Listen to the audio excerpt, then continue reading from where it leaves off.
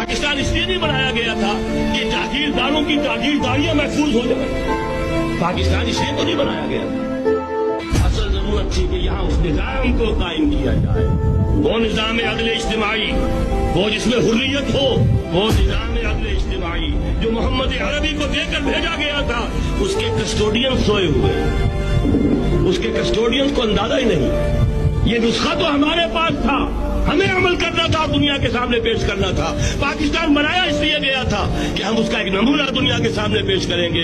कायद आजम ने फरमाया था कि हम ये चाहते हैं कि पाकिस्तान की सूरत में, ऐसे हाजिर में, इस्लाम के उसूल हुर्रियत व अखुवत व मुसावात का एक नमूना कायम करके दिखाएं। कहाँ है वो?